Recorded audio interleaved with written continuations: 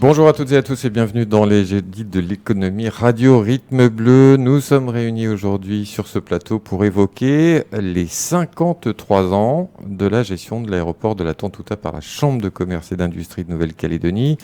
Quel bilan, quelle perspective alors que la délégation de service public arrive à échéance en 2024. Nous allons en parler avec Cédric Cateau, qui est vice-président de la Chambre de commerce et d'industrie en charge des services et membre de la commission aéroport. Bonjour. Bonjour.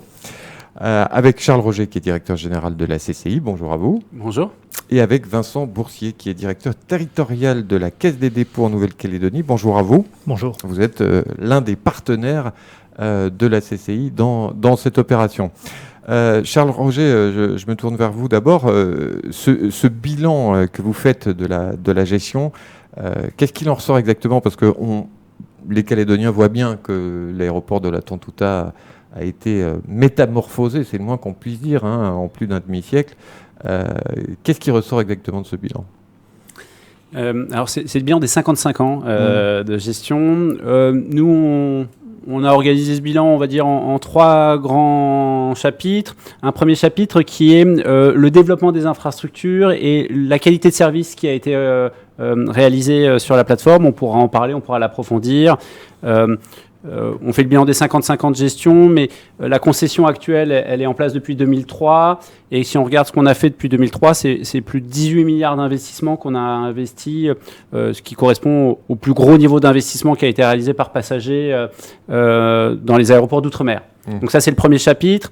Le deuxième chapitre, nous, on aime bien mettre en avant le fait que c'est un aéroport qui s'est développé, mais qui s'est développé dans une logique de maintenir une compétitivité des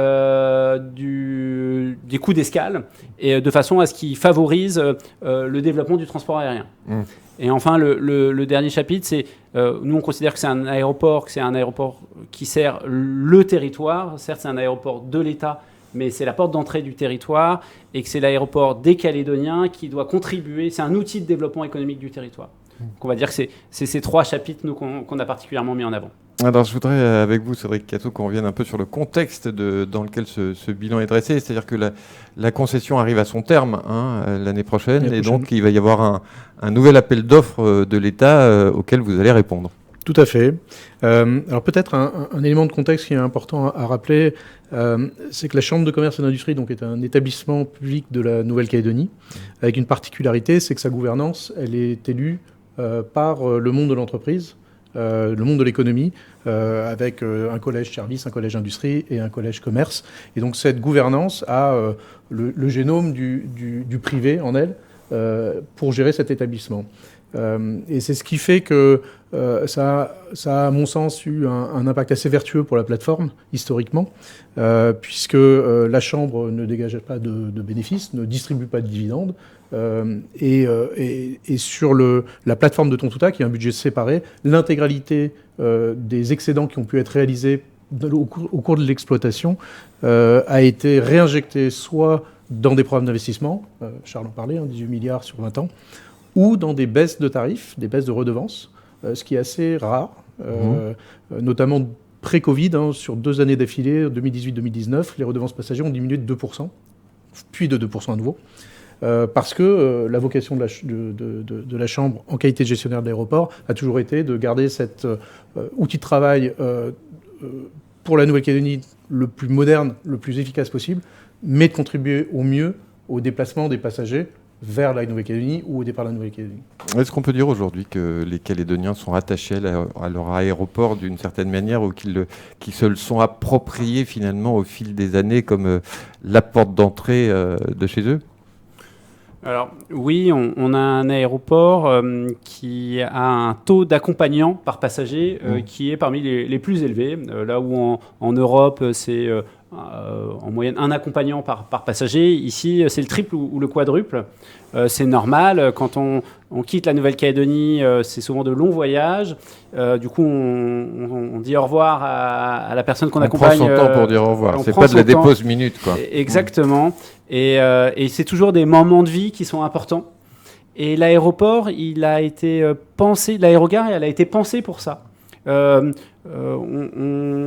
Si on voit pas le lien, mais toutes ces transparences entre les circuits d'embarquement et les circuits de débarquement qui permettent de garder un contact avec les accompagnants. Ça marche très bien d'ailleurs, on se fait des signes de la main. Voilà. Et ça, c'est une réponse à l'usage de la plateforme et à sa population et à l'attachement des Calédoniens avec cet aéroport. C'est un usage, d'ailleurs, on en reparlait hors antenne, mais qui était historique, puisque à l'époque, on montait sur la toiture de l'aéroport, on avait le droit de monter et saluer les passagers qui débarquaient à l'époque, pas par des gates, mais à avec pied, des échelles de par l'échelle, les exactement. plus anciens se souviennent de ce que je dis. Exactement, et on avait l'occasion de pouvoir saluer au départ et à l'arrivée les passagers. Et voilà, on a voulu garder ça dans le nouveau design de l'aéroport. Alors évidemment, la CCI a été, j'allais dire contrainte, mais c'est pas une contrainte, de s'adapter à l'évolution du trafic de passagers, parce que c'est une évolution absolument extraordinaire. 1968, 79 150 passagers par an. Les prévisions pour 2023, c'est 509 300 passagers. Ça nécessite évidemment de s'adapter à l'histoire en marche de l'évolution du trafic passager. Alors, vous avez dit qu'on a été contraint de s'adapter. Et alors moi, je regarderai les choses différemment. La CCI a toujours été un acteur visionnaire. Ouais. Elle a toujours anticipé cette croissance du trafic et elle n'a jamais voulu que l'aéroport soit un frein au développement du trafic. Et c'est pour ça qu'en 2003, l'État a confié un contrat de gestion de 20 ans à la CCI. C'était justement parce que la CCI avait identifié ce besoin de développement de l'infrastructure de façon à ce que l'aéroport soit toujours en accompagnement du trafic et puis soit toujours un outil qui permette aux compagnies aériennes et puis à la compagnie basée en particulier d'exercer sa stratégie et de concrétiser sa stratégie. Il y a autre chose qui a beaucoup évolué au fil des années, bien sûr, c'est le souci de la sécurité, les exigences internationales auxquelles vous avez dû vous adapter, évidemment, en termes de transit, en termes de sécurité des bagages, en termes de tout ça, ça a beaucoup évolué aussi. La réglementation du transport aérien international, c'est une réglementation internationale. Après, il y a des règles en plus européennes qui s'appliquent sur l'aéroport d'État. On a aussi des règles spécifiques à la Nouvelle-Calédonie. Et toutes ces règles, effectivement, elles évoluent en permanence. Elles sont toujours plus contraignantes. Et c'est un vrai enjeu pour un gestionnaire d'aéroport que de se tenir à jour de ces contraintes réglementaires. Et aujourd'hui, l'aéroport, il a toujours été félicité pour le respect de ces réglementations. On a toujours été dans le calendrier des mises en conformité. Et on pense qu'aujourd'hui, on est plutôt fiers et on félicite en tout cas nos équipes pour ce travail de maintien et d'être à la pointe, on va dire, sur tous ces aspects réglementaires. Alors je voudrais qu'on évoque un épisode qui a été tout à fait important dans l'histoire récente, c'est l'épisode du Covid, où là, d'une certaine manière, Cédric Catteau, la Tontouta était finalement l'ultime barrière, et ça a tenu pendant assez longtemps avant l'introduction du Covid en Calédonie. Oui, effectivement, c'était je dirais la première barrière à l'entrée du virus sur le territoire. Pour ça, les équipes de la Chambre ont fait un travail remarquable, comme les équipes d'ailleurs de l'écosystème qui travaillent sur la plateforme. Ça nous a permis, hormis 2 mois sur les 2 années Covid, d'être dans une bulle qui finalement nous a permis aux Calédoniens de continuer à exercer leur métier, aller à l'école, à vivre quasi normalement, mis à part l'incapacité de pouvoir se déplacer dans des conditions normales. Malheureusement, ça a voulu aussi dire un effondrement littéralement du trafic. Oui, c'est pas sans conséquences économiques. Évidemment. Exactement, 90% du trafic en moins, ce qui représente aussi pour la Chambre 90% des sources de revenus de l'aéroport en moins, tout en maintenant quasiment l'intégralité des charges, puisque ce sont pour la plupart des charges fixes, et surtout que c'est un aéroport qui continue à fonctionner pendant la durée de cette crise sanitaire. Donc effectivement, aujourd'hui, dans la plupart des travaux qu'on mène, si on doit se benchmarker avec une année, c'est 2019, puisque les années 2020, 2021, 2022 ont été extrêmement impactés par le Covid. Mais là, je félicite quand même encore la Chambre, les équipes de la Chambre et l'écosystème qui est derrière, parce que aujourd'hui, l'aéroport se redresse bien. Vous annonciez les chiffres. On est à 10%, 15% à peine des chiffres de passagers de 2019, de notre repère. L'ensemble des entreprises qui faisaient vivre la plateforme, les commerces, l'assistance en escale sont toujours présents à nos côtés. aussi parce qu'on a accompagné pendant ces 2 années leur business model, en renonçant à 90% des redevances, évidemment. Et aujourd'hui, voilà, ensemble, je pense qu'on est en mesure de pouvoir avoir un aéroport qui est parfaitement efficace aujourd'hui et qui peut se projeter dans les 10 prochaines années. Avec des... Oui, je voulais juste compléter. C'est là où on voit, quand on est l'aéroport qui a été le plus impacté de tous les aéroports français. Moins 90% pendant 20 mois. C'est moins 90% de trafic, moins 90% de recettes. Et c'est là où on voit. Et pour autant, il fallait que l'aéroport il puisse fonctionner et il joue son rôle de barrière sanitaire, d'accompagnement de la politique sanitaire qui a été mis en place par les acteurs. Et c'est là où on voit l'intérêt d'avoir un établissement public à la gestion, parce qu'il ne va pas aller regarder simplement les intérêts de la plateforme, la résilience économique, il va aussi aller contribuer à une politique territoriale de barrières sanitaires. Et donc nous on pense que justement cette spécificité de la Chambre, ça a été vraiment une forte valeur ajoutée dans la gestion de la crise sanitaire. Alors il y a un autre phénomène dont on parle évidemment beaucoup, c'est celui de la décarbonation de l'aviation civile en général. Dans le monde, on n'en est pas encore à décarboner les avions complètement, mais en tout cas, c'est une préoccupation des gestionnaires d'aéroports également, et ce depuis déjà quelques années en ce qui vous concerne. Alors, c'est particulièrement marquant, on va dire, depuis 2019-2020 dans l'industrie du transport aérien. La CCI, encore une fois, acteur un peu visionnaire, a pris ces enjeux de décarbonation depuis 2016. Vous avez vu la centrale photovoltaïque sur ombrière qu'on a sur notre parking, qui est la première à avoir été déployée sur les aéroports d'outre-mer. On a en 2017 mis en place le premier plan de déplacement inter-entreprise, puisque l'aéroport de Tontoussa, c'est plus de 800 salariés qui travaillent sur la plateforme, et il fallait essayer de répondre aux enjeux d'écomobilité. On est un des premiers aéroports de l'Asie-Pacifique à avoir été certifié du certificat international aéroport durable, Airport Carbon Accreditation. Donc c'est vraiment un des enjeux que la CCI a pris et que l'aéroport a pris depuis 2016. Effectivement, ces enjeux, ils s'accentuent là avec... c'est une préoccupation mondiale finalement. Exactement. Et aujourd'hui, il y a des enjeux pour décarboner l'ensemble de la filière du transport aérien, avec des objectifs de neutralité carbone à long terme. Et effectivement, ça va faire partie des grands enjeux de la future concession. Alors, vous allez bien évidemment donc répondre à cet appel d'offres de l'État avec des propositions sur lesquelles nous ne reviendrons pas en détail, évidemment, puisqu'elles sont réservées à l'État en priorité. Mais vous n'êtes pas seul dans cette démarche. Vous avez également 2 partenaires que sont la Banque des Territoires et Aegis. Vincent Boursier, vous êtes le directeur territorial de la Caisse des dépôts en Nouvelle-Calédonie. On connaît l'expertise de la Caisse des dépôts et de la Banque des Territoires, notamment en termes de logement social, l'investissement que ça représente, etc.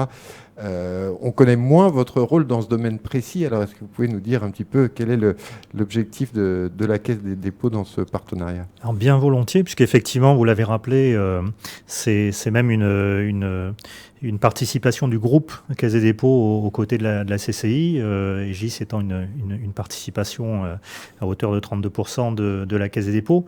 La Caisse des dépôts, acteur historique, plus de 200 ans d'existence, et représentée dans les territoires à travers la nouvelle marque qui est la Banque des Territoires, qui a aussi pour objectif, en dehors des missions que vous évoquiez, celle de participer économiquement au développement des territoires et à l'accompagnement des acteurs locaux notamment. C'est pour ça que ça nous a paru totalement naturel de s'associer entre établissements publics, puisque ça a été rappelé par Charles Roger, la CCI est un établissement public de la Nouvelle-Calédonie, la Caisse des dépôts en ce qui la concerne est un établissement public national, mais qui a une vraie action sur les territoires, et j'évoquerai ceux qui sont en particulier en résonance avec la candidature que nous portons tous les trois.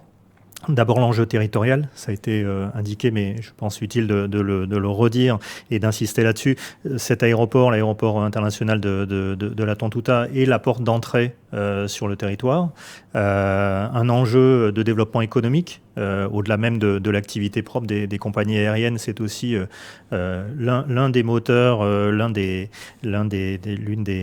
éléments qui contribuent à ce dynamisme. Et puis, ça a été également évoqué, les enjeux liés à la transformation écologique et énergétique. Et c'est la raison pour laquelle il a paru tout à fait pertinent et utile de s'associer avec l'acteur qui a géré pendant 55 ans l'aéroport et d'apporter modestement et la contribution d'Egis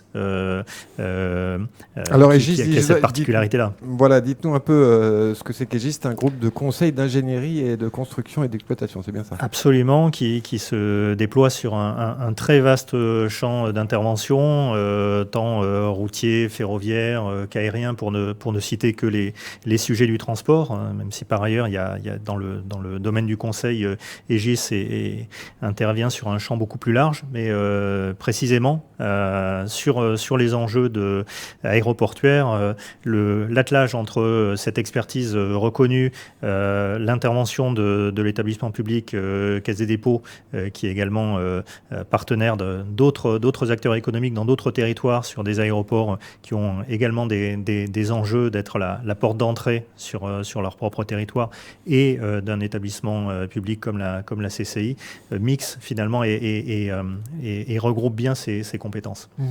Évidemment, Cédric Catteau, Charles Roger, l'appui de la Caisse des dépôts et d'Egis, c'est un poids évidemment très appréciable dans votre candidature. Je crois que on a l'expérience de ces 55 ans de gestion et puis notre ancrage, la Chambre de commerce, je rappelle, c'est pas simplement la gestion d'un aéroport. On fait beaucoup d'autres activités au-delà. Mais on a quand même la lucidité de comprendre que ce métier va devenir de plus en plus technique, avec des impératifs de plus en plus importants. Vous parliez de la sécurité, c'est une évidence. L'enjeu écologique et énergétique en est un autre. Et aujourd'hui, il n'y a pas de sens pour nous d'aller réinventer la roue quand on a des acteurs qui partagent un génome commun avec la Chambre de commerce, qui sont en mesure de nous apporter très rapidement, à nous Calédoniens, leur expertise pour aller beaucoup plus rapidement vers ces objectifs. Charles Roger, un mot là-dessus. Effectivement, c'est important d'être plusieurs à porter cette candidature, d'avoir plusieurs expertises qui finalement se complètent. Oui, alors ce qui était aussi important, c'était de trouver des partenaires avec qui on partage la même philosophie et les mêmes ambitions. Et Vincent l'a rappelé, la Caisse des dépôts et la CCI, ils ont vraiment cet ADN d'intérêt général et de développement économique des territoires. Donc ça, c'était essentiel, c'était la priorité. Ensuite, il fallait trouver aussi, comme l'a expliqué Cédric, des partenaires industriels qui nous permettent d'apporter l'innovation qui est observée dans cette industrie du transport aérien, innovation qui est de plus en plus spécifique au transport aérien, de façon à ce qu'on ne réinvente pas la roue à chaque fois qu'on est face à une problématique et qu'on puisse bénéficier de l'expérience de ces partenaires. Donc on a un attelage qui est très cohérent, je trouve, qui a une belle philosophie et une vraie performance. Alors en même temps, qui dit appel d'offres dit possibilité évidemment de concurrence avec un groupe privé par exemple, d'où l'intérêt d'avoir une candidature forte et très expérimentée finalement. Oui, tout à fait. On est dans un processus d'appel d'offres, donc il y aura sans doute d'autres candidats. Et puis même la CCI, elle défend le principe de concurrence, donc c'est souhaitable, c'est bénéfique pour l'écosystème. Après, encore une fois, il s'agit d'apporter la meilleure réponse. Et pour nous, la meilleure réponse, c'est une réponse qui allie à la fois l'intérêt général et le développement du territoire, et puis la performance en termes de qualité de service et de performance financière. Vincent Boursier, de votre expertise, vous, en termes justement de financement d'un certain nombre d'opérations, ça va être utile justement dans les années qui viennent, parce qu'on sent qu'il va y avoir encore des adaptations nécessaires et possibles à tout ce qui existe déjà. Je dirais qu'il Il y a au moins 2 enjeux à cette future candidature et à cette future DSP. Le premier, c'est rester aussi compétitif que la CCI a su l'être dans la gestion de l'aéroport depuis plus de 50 ans, et notamment d'en faire une des destinations qui est économiquement des redevances qui soient tout à fait adaptées aux besoins de la desserte. Et le deuxième enjeu, c'est effectivement d'accompagner un développement qui soit à la fois ambitieux et raisonné sur le plan économique, puisque l'objectif est évidemment d'investir autant qu'on pourra le proposer dans un équilibre économique qui doit assurer la pérennité aujourd'hui et demain de la plateforme. Et c'est ce, évidemment, sur lequel on a déjà longuement partagé avec nos partenaires, tant Aegis que la CCI, et qui va guider cette candidature. Alors, je le disais tout à l'heure, il y a des perspectives, des projets précis dont on ne va pas parler, évidemment, mais est-ce qu'on peut quand même résumer un peu les perspectives, en tout cas globales, que vous avez pour les années qui viennent, puisque c'est un renouvellement de concession pour une dizaine d'années, hein, donc ça va pas, c'est pas sur 20 ans, 30 ans, ça permet pas forcément de faire des projets à très long terme. Tout à fait. Moi, je peux simplement peut-être rebondir sur ce que disait Vincent, sur peut-être tordre le cou à une idée. On entend souvent que Tontuta est une plateforme qui est chère. Oui. Dans les éléments qu'il faut garder en tête, hein, c'est que sur le coût d'un billet, la redevance passager, celle que le passager va payer, on parle de 3400 à peu près, 3400 francs sur un billet quel qu'il soit. Les autres redevances viennent de la partie des compagnies aériennes. Les compagnies aériennes qui se posent à l'aéroport. Exactement. Donc les redevances aéronautiques, elles, pour un avion qu'on connaît bien à Nouméa, qui est l'Airbus A330, donc celui opéré par Air Calin, on est à peu près dans les 120 000 francs, 125 000 francs par rotation, hormis Tahiti, qui est à peu près 20% moins cher. Tu m'arrêtes si je me trompe. Donc dans les 100 000 francs, qui bénéficient, elles, d'une plateforme sur laquelle vous avez et le trafic national domestique et le trafic international, tous les autres aéroports ultramarins et tous les autres aéroports avec qui la Calédonie a un accès direct, hein, le Japon, la métropole, sont supérieurs en coût pour les compagnies aériennes. Donc voilà, je voulais juste rappeler ça parce que il y a d'autres raisons, d'autres coûts qui sont liés à la plateforme, hein, le kérosène, l'État, etc. Mais pour ce qui relève en tout cas des redevances de la Chambre, on n'est pas un aéroport cher. Charles Roger, sur les perspectives alors, sans dévoiler évidemment le contenu. Sur les perspectives, on a évoqué un enjeu d'amélioration du service, un peu en continu, service commercial, confort. Je pourrais y revenir parce qu'on dresse un bon bilan, mais il y a quand même encore des axes d'amélioration, hein, on pourra en citer quelques-uns. Des gros enjeux de décarbonation, on l'a cité également, et puis un enjeu, encore une fois, de performance économique. De façon à ce que la plateforme continue à être compétitive et continue à peser le moins possible sur le prix du billet d'avion.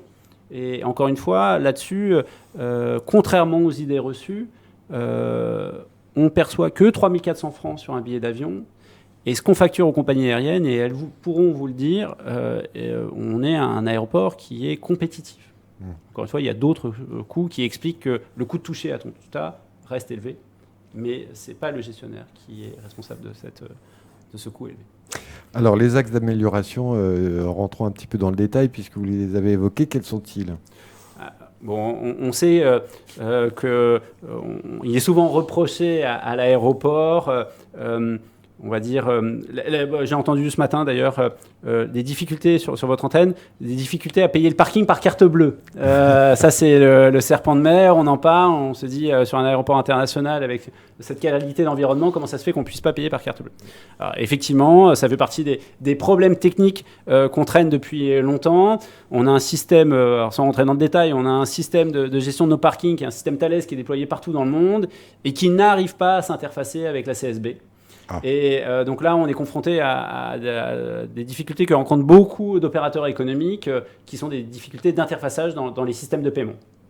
Voilà, et qu'on a beau essayer de débugger, on rencontre des difficultés là-dessus. Mais on a bon espoir de le débugger d'ici la fin de la concession pour plus avoir ça dans notre bilan. Avec le concours de la CSB. Avec le concours de la CSB. Parmi les autres points, je pense que en rapport qualité-prix sur certains services commerciaux de la plateforme, on pourrait encore s'améliorer. Alors, on a une démarche qui est très volontariste de nos commerçants. Malgré tout, on sort d'une crise Covid où ils ont beaucoup souffert et où la reprise, elle se fait progressivement. Il faut aussi accompagner... Les gens font attention à leurs dépenses. À leurs dépenses. Ils ont tous nos commerçants, nos usagers, ont fait appel à des aides qu'il faut rembourser aujourd'hui. Et donc, on y travaille, mais il s'agit aussi d'accompagner, on va dire, les opérateurs commerciaux de la plateforme. Et puis enfin, je citerai peut-être en axe d'amélioration, c'est peut-être la fluidité ou au poste d'inspection filtrage. Où si les temps d'attente ils sont tout à fait convenables comparés aux autres aéroports, parfois on a l'impression que l'expérience client sur ce poste d'inspection filtrage, elle pourrait être améliorée. Là, c'est toujours... on rappelle que cette mission, c'est une mission régalienne qu'on assure pour le compte de l'État, on va dire... parallèlement à la mission de gestionnaire d'aéroport, et que on est régi par des contraintes réglementaires qui s'imposent à nous, et en plus on doit rendre des comptes sur l'aspect budgétaire, particulièrement sur cette mission auprès de l'État, et donc cette dualité fait que les conditions sont aujourd'hui ce qu'elles sont aujourd'hui. Il y a un élément de coût qui est lié à la prestation, et si on veut maintenir des billets pas chers, parfois, il faut faire en sorte qu'on ait des équipes au pif qui ne soient pas pléthoriques. Donc voilà, c'est un peu de patience pour des... Un peu de patience pour payer un peu moins cher. Exactement. Voilà. Et peut-être un élément qui prolonge parfaitement ce qui vient d'être indiqué par Charles, c'est que la conviction aussi et l'enjeu qu'on porte, c'est pas uniquement, c'est important, l'optimisation de l'existant, mais c'est de ne pas s'inscrire non plus dans une DSP d'attente. C'est-à-dire que dans l'ambition qu'on porte, il y aura aussi des investissements, encore une fois, qui seront raisonnés et adaptés à la durée de la concession et à l'équilibre économique du modèle pour préserver les bons indicateurs financiers qui étaient indiqués. Mais l'ambition, c'est vraiment de mettre à profit l'intégralité de ces 10 années pour continuer à faire changer et à moderniser la plateforme aéroportuaire. On va terminer cette émission puisqu'on arrive à son terme avec un mot du délai à partir de quand la fin de la délégation de service public exactement, l'appel d'offres, tout ça sera décidé quand ? Alors nous, notre contrat de concession il arrive à échéance le 31 décembre 2024. Oui. Donc l'État devrait choisir... La procédure, elle devrait se tenir jusqu'en juillet-août 2024. À cette date, l'État devrait avoir choisi son futur gestionnaire. Et puis il est souvent prévu 4-5 mois de transition entre le gestionnaire sortant et le nouveau, quand bien même ce serait la CCI et ses partenaires qui seraient retenus. C'est une transition administrative qui est absolument indispensable pour transférer tous les certificats, prévoir finaliser le contrat. On suivra ça évidemment de très près. Merci à tous les trois d'être venus sur le plateau de ces Jeudis de l'économie, émission